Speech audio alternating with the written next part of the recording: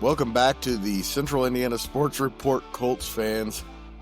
After a 40-6 victory over the Raiders that takes the Colts to 4-1, Sam Frick of ANEC Sports is here to react to the game with me. And how do you react to that? Man, we were talking about a bounce back, but this was more than a bounce back. This was a complete beatdown. I think there might have been a murder reported in Indianapolis today. That's how good the Colts offense was today against the Las Vegas Raiders, a 46 win. But we talked about it when we recapped the Rams game. We said for the Colts to really come out on top in this week, they need to come out really just guns blazing against the Raiders. Just the way that last game kind of slipped away in our fingertips, the way Adonai Mitchell played poorly in that game, and the last time we saw Xavier Howard on the field in defense, we needed a bounce back, and we got it in the biggest way possible. Daniel Jones threw for 69% completion, 20 of 29 passing, 2 TD passes, no picks this time around, so that's good for him. And then Jonathan Taylor, 66 rushing yards, 3 TDs. I thought Josh Downs played well behind him. I thought that was a good game from him. And I'll say this, on defense, while the defense wasn't perfect early on for the Colts, it did step up in key moments. And I thought Grover Stewart really set the tempo in the football game. The stats are not going to show you that, but he had a key deflection to allow Latu to get the pick. And I think he really just kind of set the tempo against I would say, a pretty inferior Raiders offensive line. And Geno Smith had a terrible game for the Raiders. I thought it was a really good football game all around for the Colts. Other than the fact we did suffer another injury with Spencer Schrader, our kicker, going down, but we'll talk about that later on. And I just also want to remind everybody that later this week, probably Thursday, we will have our Colts report where we will break down the film and grade or assess every facet of the game today. Right now, it's immediate reaction. And my immediate reaction, Sam, was that after the first quarter, I was a little nervous. There was a 3-and-out to start the game. That never happens with the Colts. I was a little concerned. I wasn't, of course, at the end of the first quarter, they were on the goal line, so it wasn't like because they were down 3-0, it was that concerning. But I thought this might be a really good game. I had said to Susie, I picked the Colts to win by 6, and I think that's kind of where it's headed. And then the second and third quarters happened, and it was mere perfection.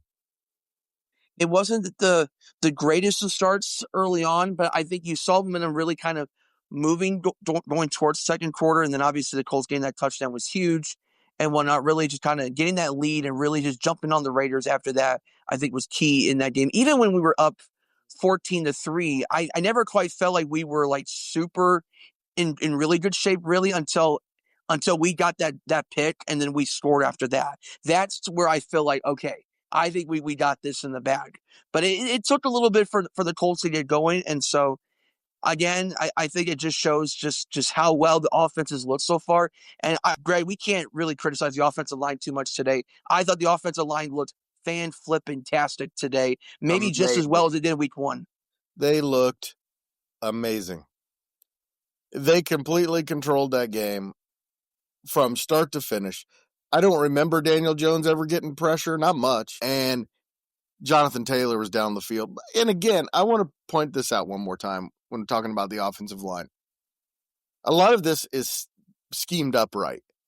They're giving the offensive linemen every chance to succeed because they're keeping defenses off balance. They're doing different things with the line, pulling and jailbreaking, things like that. And they're giving them every chance to succeed, but it's doing nothing but succeeding. And today, Gonzalez was so good. So good. We needed him so badly after what happened last week. Good to see him back on the field. Yeah, I just want to point out that they are 4-0 when Matt Gonzalez is in the lineup, and he is that good. I think that he might be a difference maker. Oh, man, was he good today. Welcome, Michelle Garmon, sports editor of the Tipton Tribune and Elwood call leader. Michelle, Sam, and I had just gotten started talking about the Colts' domination. A bit of a slow start. I was a little concerned after the first quarter.